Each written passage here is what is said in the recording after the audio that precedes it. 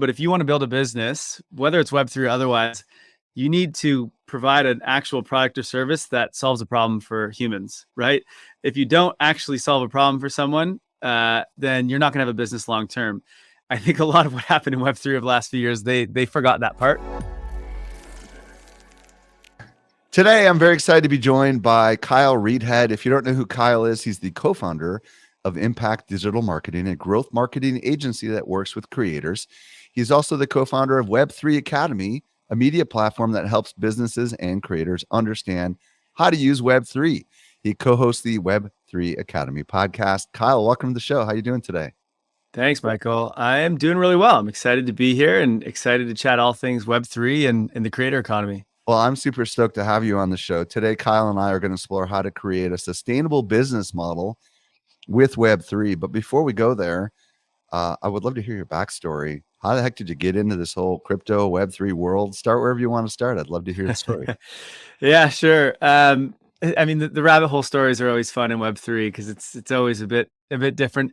For me, I've been in the kind of digital, creator economy, I guess, for almost a decade. Selling online courses is where I started. Actually started selling physical courses many years ago, and then we were like, we should probably put this online. It makes a lot more sense. Physical, as in like CDs and stuff?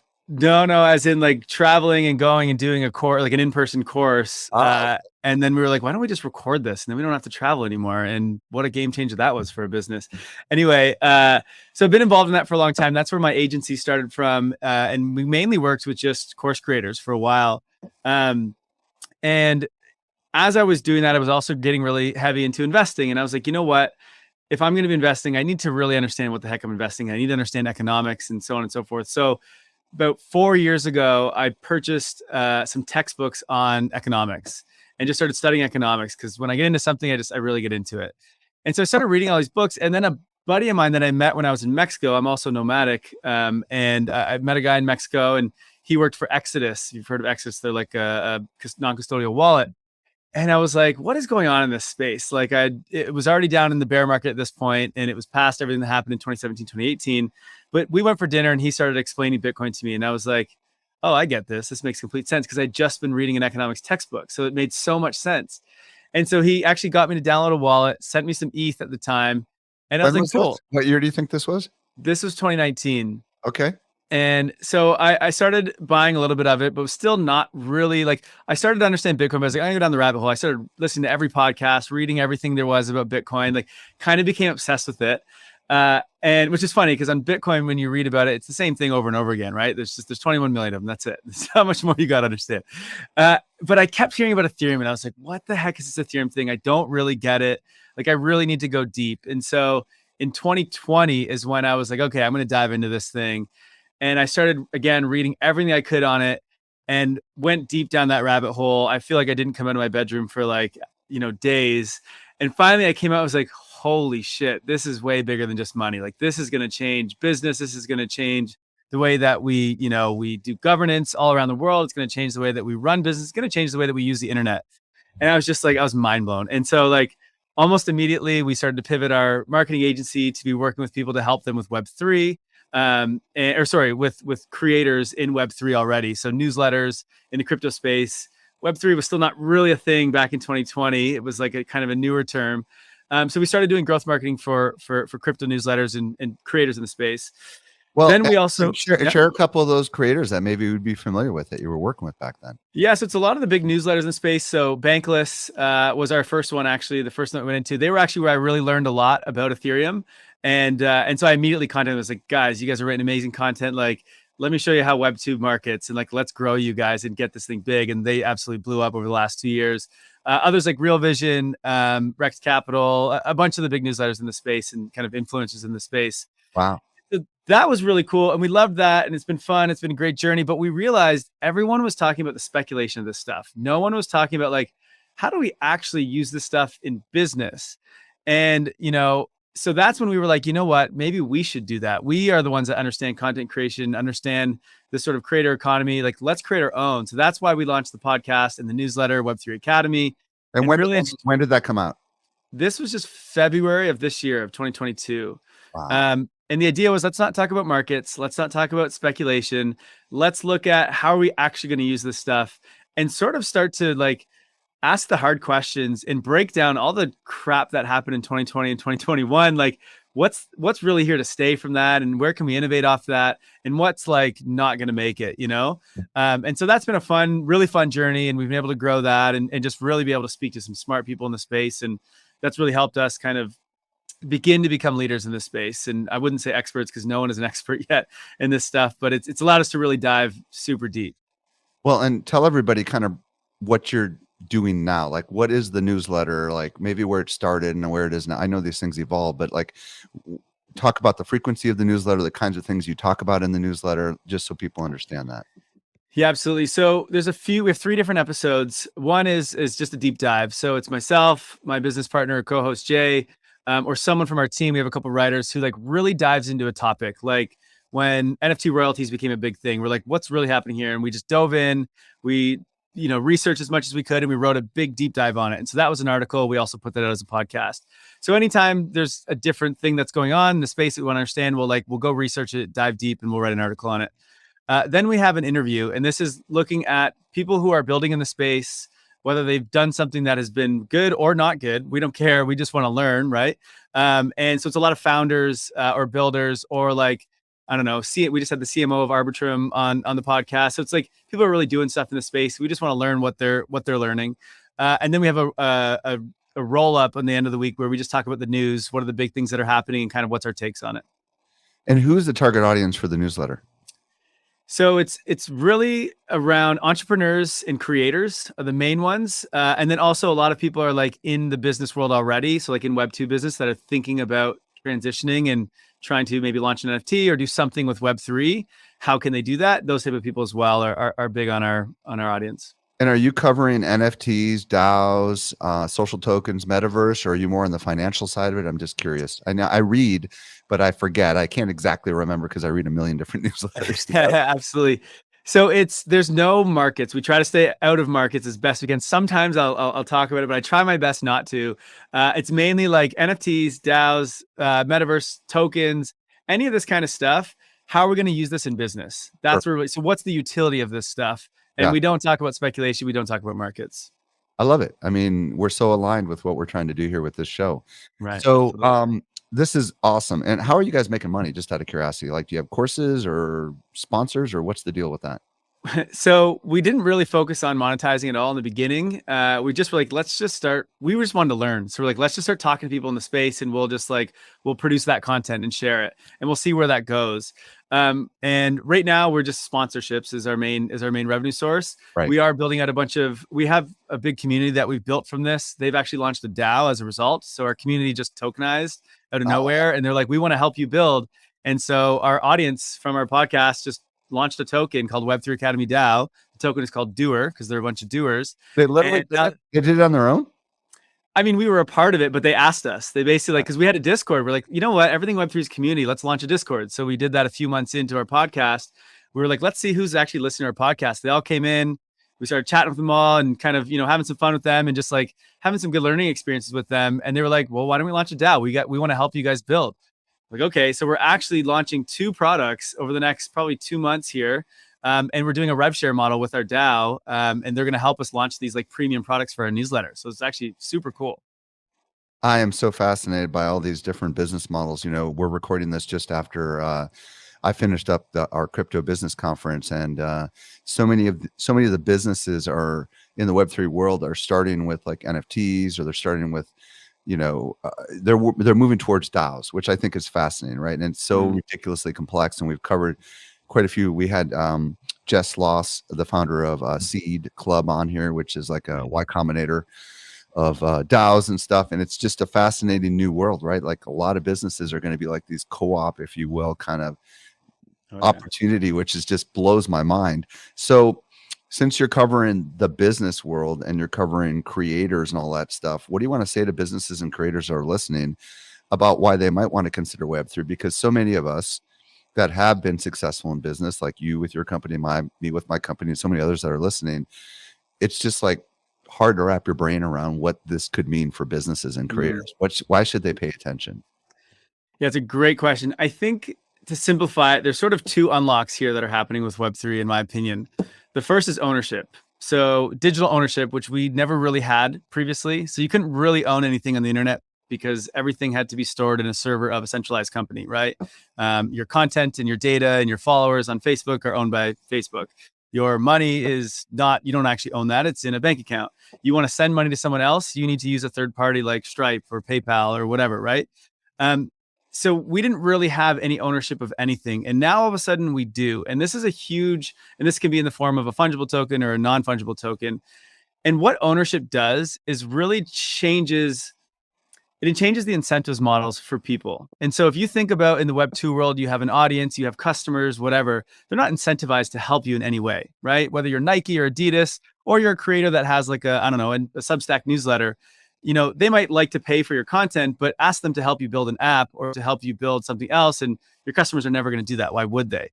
Well, now all of a sudden we can tokenize our business in a very easy way, and it's accessible to anyone around the world. And so if you have an audience or a customer base, well, you can share revenues to them, right? Because they can take ownership via an NFT. And now all of a sudden you can take a passive community or an audience and turn them into like an active contributor, right? So people who actually want to go and build or contribute and support you, and you can reward them for that. And to me, that is an absolute incredible unlock that we just never have had before. So that's obviously your kind of DAO idea here. And I think that is just huge to really change the dynamics of you and your customer or you and your subscriber or whatever you want to call it, right? I have a little bit of thoughts on this. One of the things I heard at my conference that just ended a few days ago was that back in the olden days, there was open source software movements, okay? And people would just contribute software just out of the goodness of their heart, and they would never get paid. But they did it for the cause, right? Now this whole open source movement can be tokenized, right? And there can be financial incentives, and that actually changes the incentive, right? Now, all of a sudden, you're not just a contributor to quote unquote the code, whatever that means, fill code with company or concept, but you're actually someone who has a incentive to actually do it, right? Financially incentive, right? And that ownership is programmable too. So it's not even just financial incentives. You can now program in like voting and governance to help you make decisions on where things goes. You can use those tokens to like, I don't know, give access to certain things on the internet, or you can use it. You can do so many things with it. So it's like, it's just a whole new dynamic, and it's really, really cool. And then I think the other unlock here with Web3 is the interoperability aspect of this. So an NFT, people think they're just these like JPEGs and whatever. Really, it's just an interoperability standard, right? So in the Web 2 world, it's very difficult for me to have, let's say a customer signs up for my, I don't know, Substack newsletter. It's hard for me to then go and give them a nice experience over on like Discord or in Zoom or somewhere else, right? Because in order for that to happen, those platforms have to build an API. They have to connect into these certain companies. It has to tell them that this person's paying for my product over here, and so give them access over here. And that's a pain. And for the most part, it doesn't really work. Like try building an API that connects into Facebook. It's not happening, right? And so what Web3 does though is, because of this ownership where you just hold these things in your wallet that you connect and disconnect into different applications, that NFT or those tokens, they act as sort of an interoperability standard, because now any app that I connect into in Web3, it can read that and go, oh, you have that token? Okay, you get to see this in this app, or you get to do this, or you get this discount, or you can access this event, and so on and so forth. And so it's actually going to completely change the way that we use the internet. And it's going to allow for much better digital experiences across the entire internet instead of being stuck to one platform. And that to me is super exciting. How bullish are you on this? I'm just curious because there's a lot of technological innovations that you've seen and I've seen in my lifetime. Like where does this rank in your opinion for business? For business, I've pivoted my whole business. I just started a new business in it. So like I'm as bullish as it gets in terms of the technology and in terms of what it like unlocks for business in general. I think it does everything. When you go down the rabbit hole, that's the thing, is you're like, oh, it's about money. And then you're like, oh, no, it's not. It's about governance. You're like, oh, no, it's not. It's about easier payment rails. Oh, no, it's not. It's about, ownership. It's about IP. It's like, you just keep going down. You're like, it really changes everything. Well, and it's also about evangelism too and marketing, right? Like you become an owner, all of a sudden you feel like you want to tell all your friends about it. It's like you bought a brand new car, and you love it. You're going to let everybody know about it. And it's a marketing unlock too, don't you think?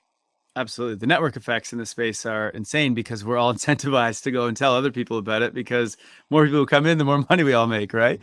Yeah, it's crazy. Okay, so this is all about creating a sustainable business model with Web3, this conversation, right? So there's probably people that have been listening to this show and they've been reading your newsletter for a while and listening to your show, but still they're like a little overwhelmed, right? Because it's for sure overwhelming, right? So what do we need to be thinking about before we start into this space? Because obviously you can make a lot of mistakes in this space, right? So what's the foundational thing we need to start with if we're going to go down this world of Web3 business? I mean, the first thing is kind of obvious, but for whatever reason in Web3, it wasn't very obvious, I don't think, in 2020, 2021. But if you want to build a business, whether it's Web3 or otherwise, you need to provide an actual product or service that solves a problem for humans, right? If you don't actually solve a problem for someone, then you're not going to have a business long term. I think a lot of what happened in Web3 over the last few years, they forgot that part. Like, oh, you need a real product here, you need a real service.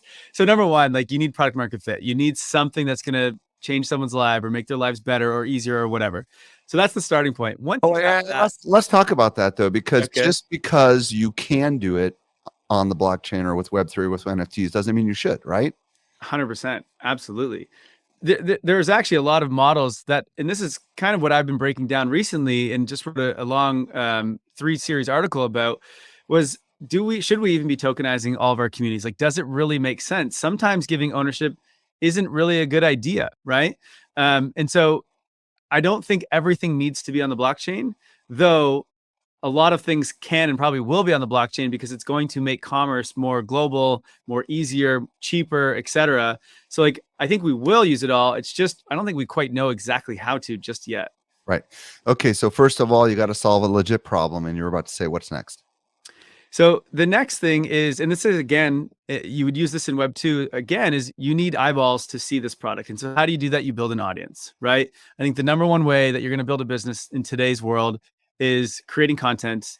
And we happen to live in this wonderful world where we have all these social platforms that people hate the social platforms because they do things with our data and whatever else, but it's a free platform that you can produce content and get hundreds of thousands or millions of followers for free. It costs you nothing. That to me is like incredible. So I still like Web 2. Web 2 is great. And in Web 3, whatever you're trying to do in Web 3, you still need that. You need an audience, whether you want to launch an NFT collection, you want to tokenize, I don't know, your business with social tokens, whatever, you still need an audience or a community, right? And the way you do that really is around content creation. So for me, I think the best place to start is start creating content around whatever the problem is that you're solving, whatever that product's going to be. You create content, you build an audience, because when you go to launch an NFT or when you go to launch a token, or, I mean, Web3 is all about community, right? Because it's about ownership.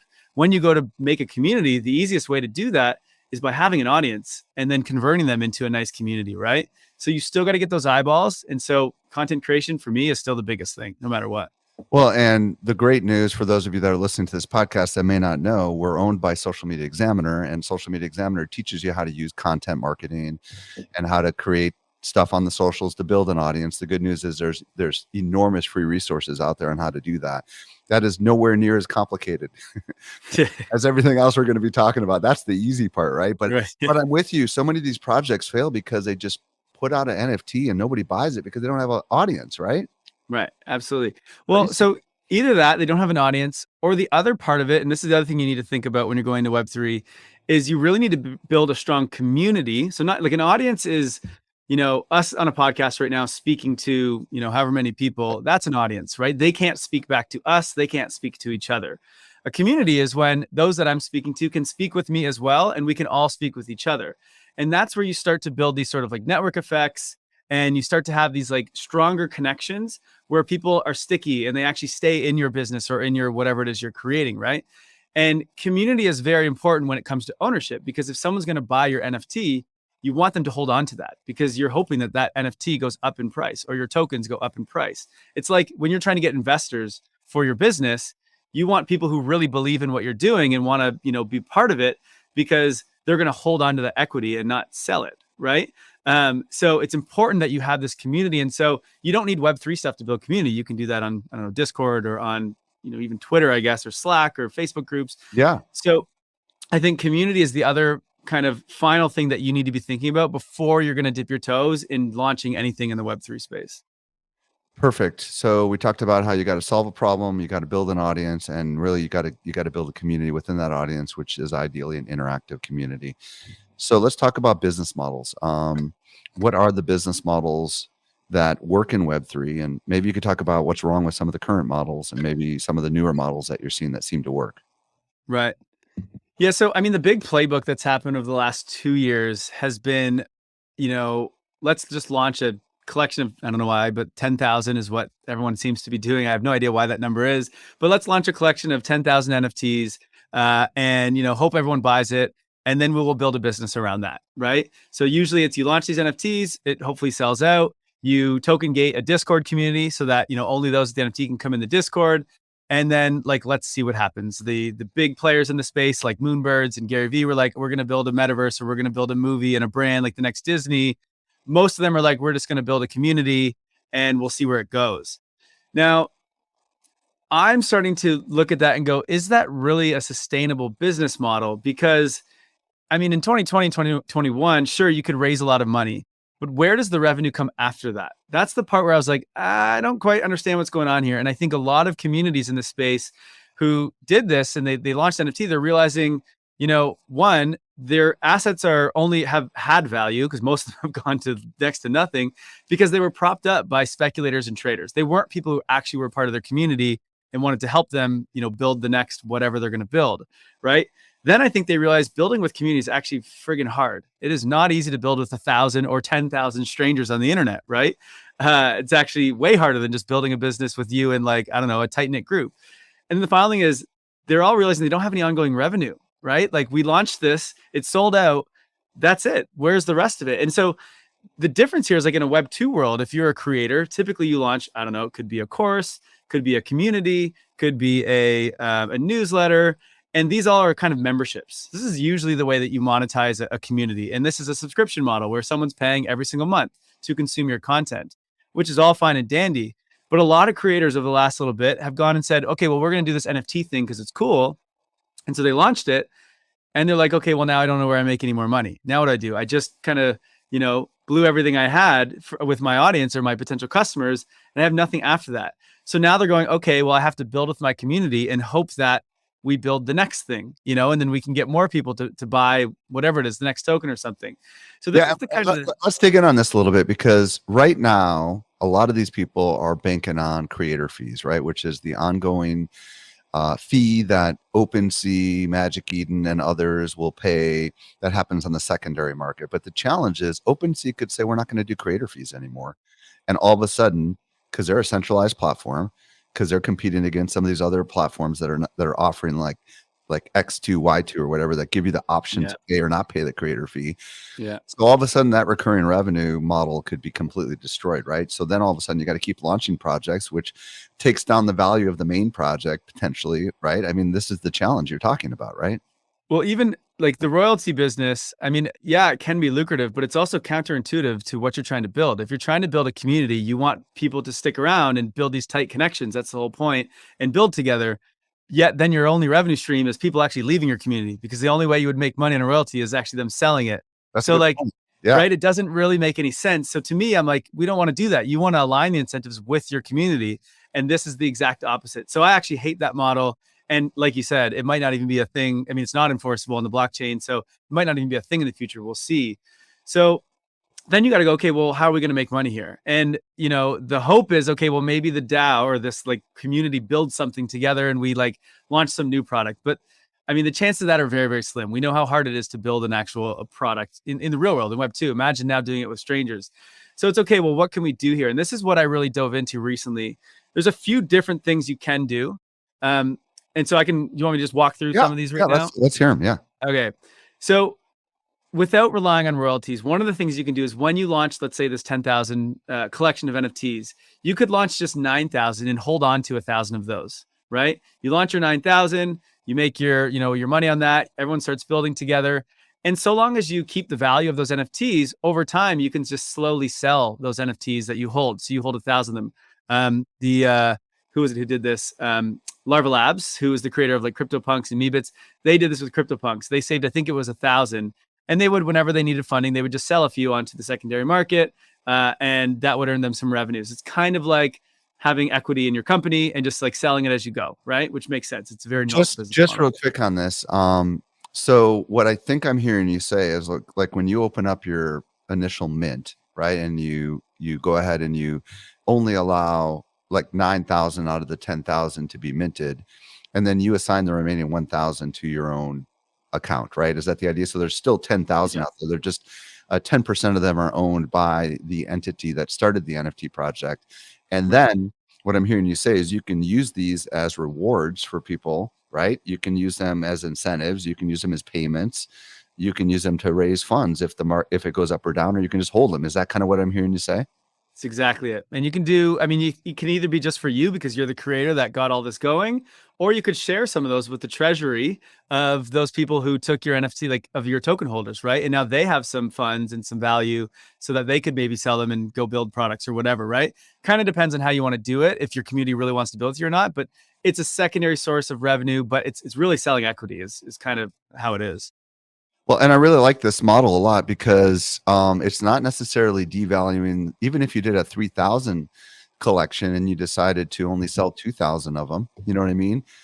Everybody knows there's 3,000, right? The point is that a third of them are controlled by you, you know what I mean? And then over time, you can just, like you said, put them up at whatever the price is to generate more revenue and you own 100% of it at that point. As long as you don't dump all of them at one time, you're probably not going to lower the floor price kind of thing. Yeah. So like, I think you have to be strategic in it. And the way that Larva Labs did it is they sold a few, and then they actually, when they got required by Yuga Labs, the founders of Bored Ape Yacht Club, 500 of them were included in that. So we don't know how much they got, some odd hundreds of million. What Larva, were they the ones with Top Shots and CryptoKitties? That's them, right? Isn't it? No, they created CryptoPunks and Meebits and Autoglyph. CryptoPunks. Okay. They're kind of the OGs. So they held some Meebits and CryptoPunks for themselves, is what you're saying?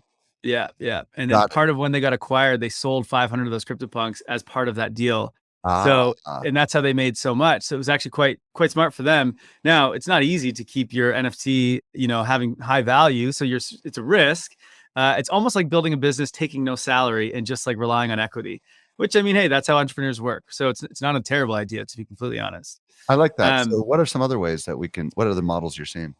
So the other model that I've seen a lot of, quite a bit do over the last couple of years is they launch a second token. And I don't love this. Do you mean NFT?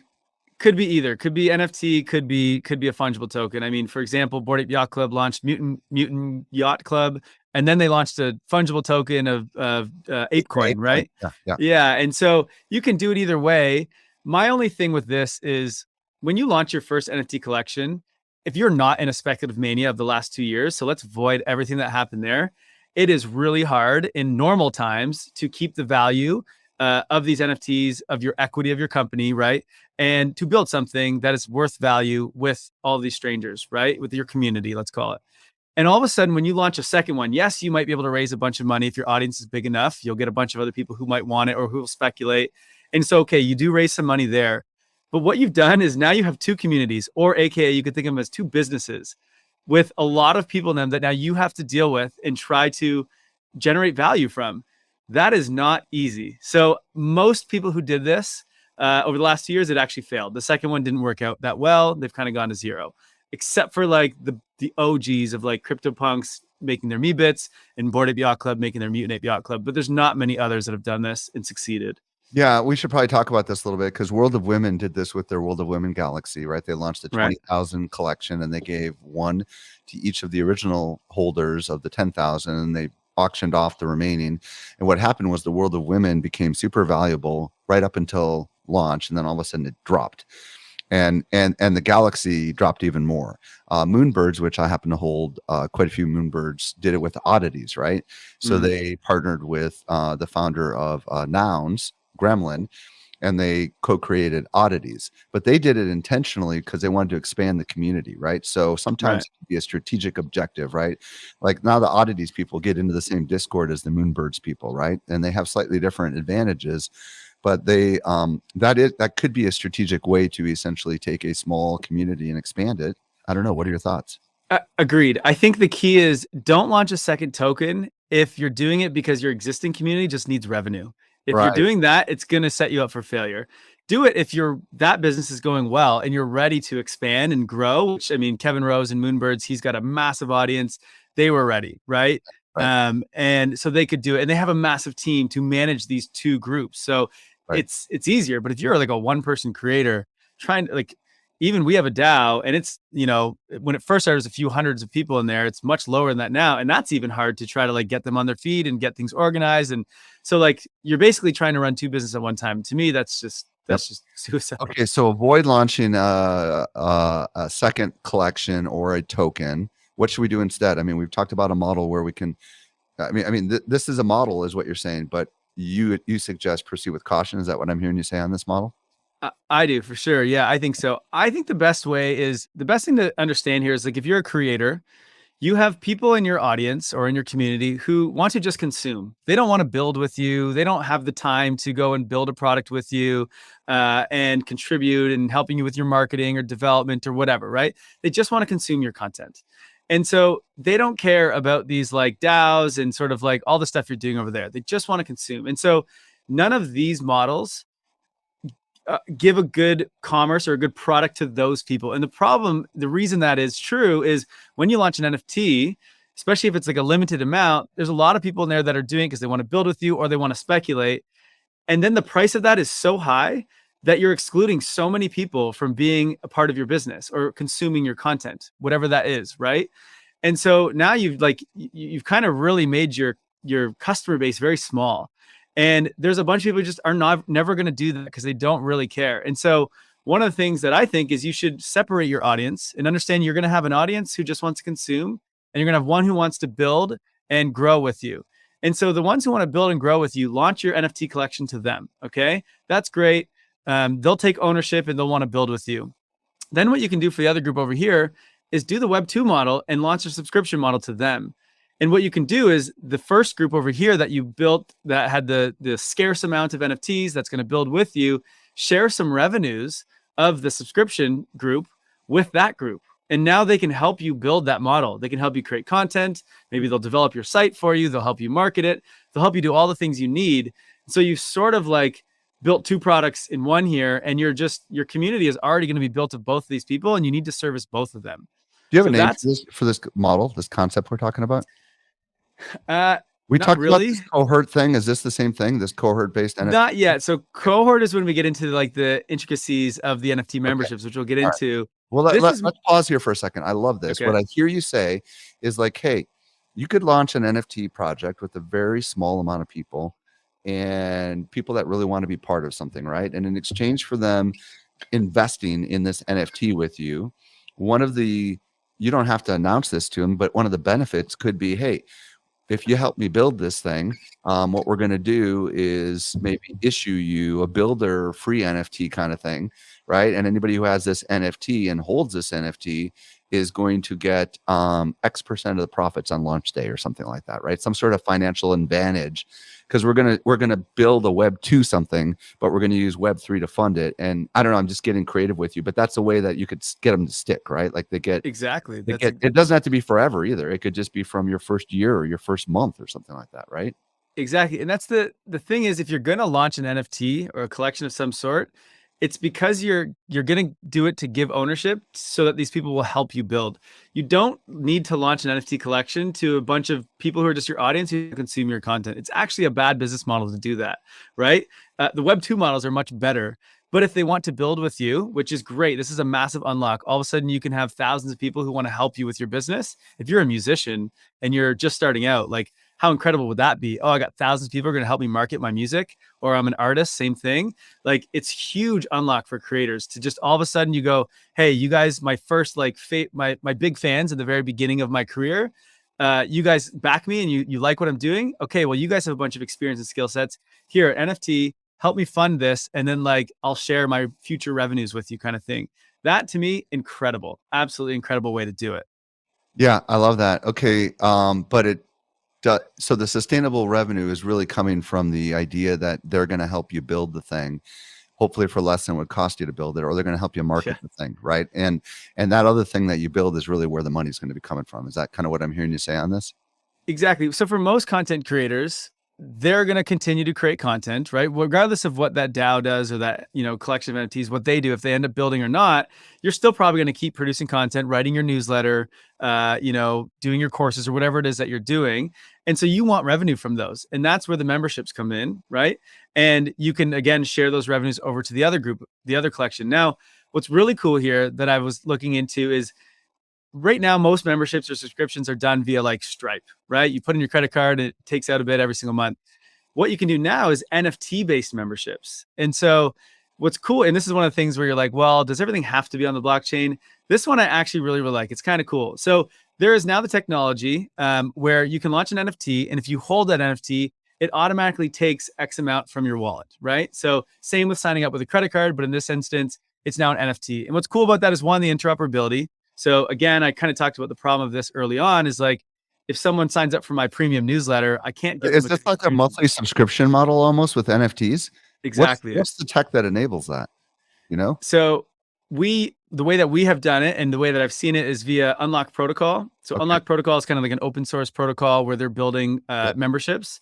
And it's basically just an NFT, but in the smart contract, you have to, when you buy an NFT, you have to approve X amount of reoccurring subscriptions that come out. Yeah, we had Julian Genestu, the founder of that, on our podcast, and we just we're hanging out with Christopher Carfy or Chaffee, I can't remember how to say his name, from Unlock a few days ago. This is fascinating, right? Because the idea that you can now set up recurring income coming in from the Unlock protocol is pretty freaking powerful. I'm glad that's what it was. So I want to talk about, if you go ahead and finish whatever you're going to say there, and then I want to get to this cohort thing too, is because I want to talk about that too. Right. So the only thing I just want to say is like, why an NFT, right? This is what most people say when it comes to memberships. And the cool thing about this one is the interoperability. So I already talked about that, in the beginning of the episode, where if I sign up for my premium newsletter on Substack, I can't give a good experience over on Discord or Zoom. I can't gate that, but you can do that with an NFT. So, okay, easy there. The other nice thing is if I buy a yearly membership, let's say to Netflix or whatever, and I want to cancel it. Well, and let's say I cancel it 1 month into my membership. Well, now I'm kind of just stuck with all that I paid before. I just lose out. There's nothing I can do there, right? I don't get that back. They're not going to refund me, whatever. But if it's an NFT, and let's say maybe there's a scarce supply to it, or even if there's not a scarce supply to it, I can go and sell that NFT to someone on the secondary marketplace. And I can do it at a discount because maybe it was, I don't know, $250 a year. And, I'm only 1 month into it. I can go sell it to someone for $100. And instead of them going and buying it from the creator, they'll buy it from me because it's way cheaper and they still get 11 months left. Right. So you've now created this sort of like open marketplace for your subscription. So that's really cool. But then you can get into some really interesting things with these cohort-based NFTs. So what this is if you launch your membership and instead of it being unlimited, like it is when you use like a Stripe membership right now for most businesses in Web2, what you can do is launch, I don't know, let's say it's the first time you're going to launch let's use Substack, for example, because it's so popular, right? And you want to launch a premium subscription model to your newsletter. Instead of it just being unlimited and anyone can buy, you could launch the first one to 500 people at, I don't know, $5 a month, right? And so let's say that sells out. Now, let's say your audience has continued to grow and you want more people to come in. Well, now I can launch another one and maybe it's to another 1,000 people, but this time it's at $10 a month. Right. And I can keep increasing my rates or give different features and different things based off the NFT they have in their wallet. And now what happens if someone, let's say that first 500, right? It's only $5 a month. And all of a sudden the other things you're selling are now more expensive. People are going to want to buy that cheaper one because it's only $5 a month. So the value of buying that NFT is actually going to start to go up because there's only 500 of them and it's cheaper to pay your monthly fee. So all of a sudden you have this like new dynamic of this marketplace of these different tiers of your subscriptions at different prices, and the monthly amount stays the same, but the value of the NFT to actually buy that can go up and down depending on how many people want in, depending on who's selling and who's not selling, because you kind of have the supply and demand effect to it now. So it really changes the model of NFT or story of memberships in general. It's really interesting. It sounds a little confusing, to be honest with you. So how is this enabled? Is this an Unlock Protocol thing as well, or is this something else? This is an Unlock Protocol thing as well, yeah. So unlock is yeah. So give me an example. Like, give me just because I think I might have not been able to track completely. So like, I start with 500 of these things. Like, what the word cohort? Like, why is that word in there? And help me understand how all that connects here.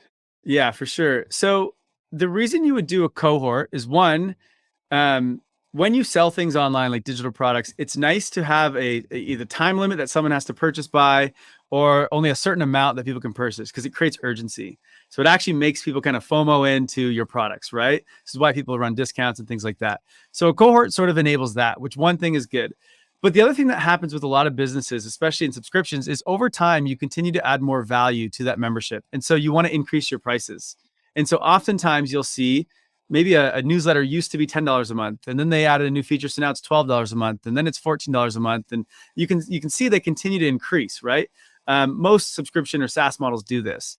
And so that's how you can kind of treat this cohort is once you're like, oh, I've added in more value, I want to bring in more people, I can launch another NFT membership model, but it's at a different rate or a different price, or it has different features.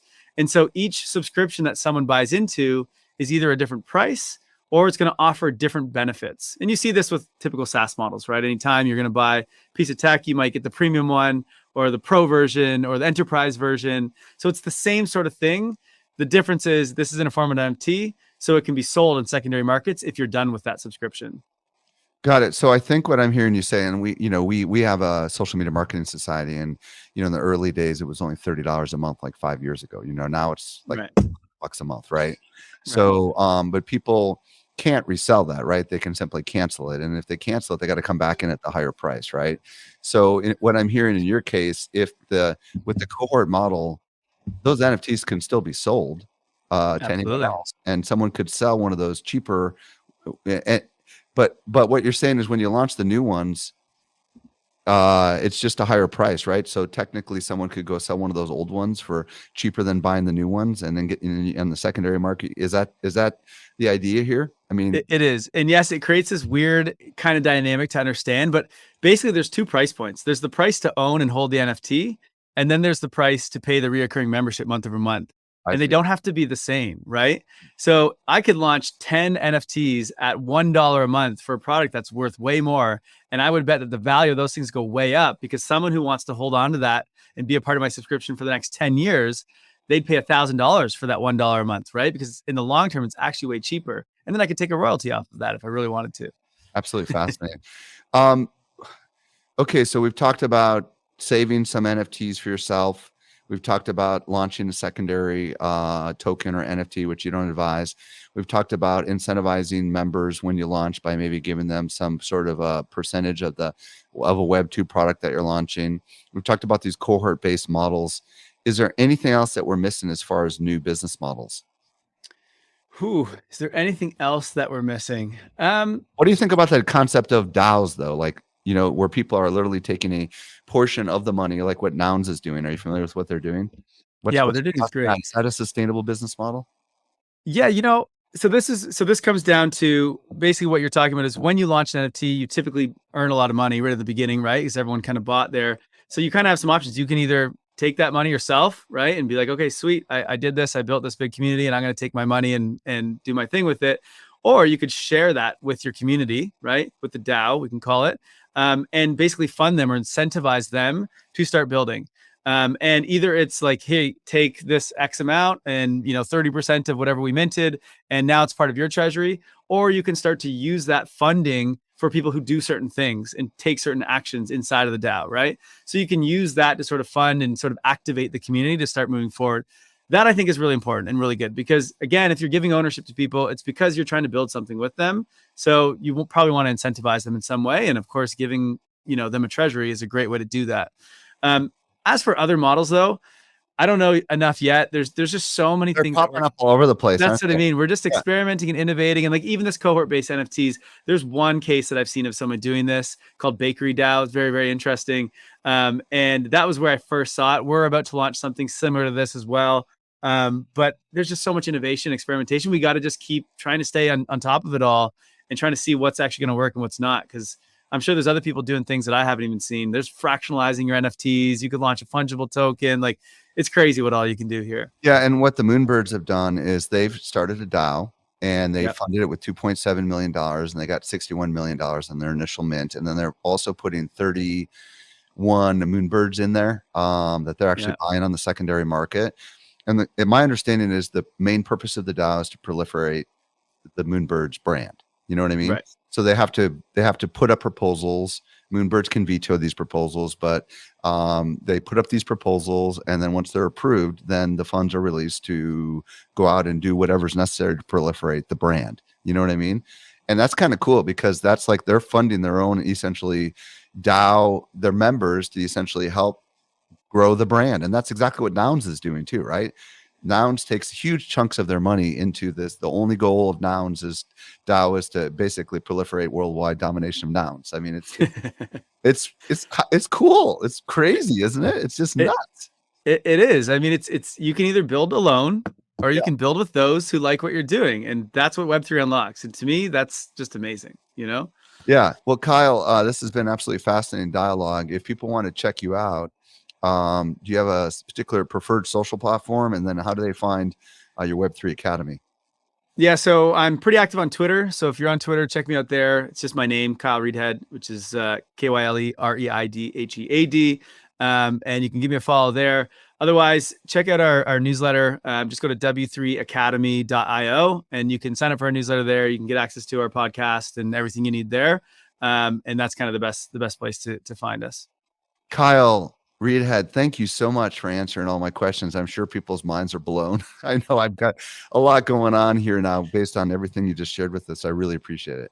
Absolutely. Thanks so much for having me on here. And I love what you're doing. Love the show. So keep going, man. I love it.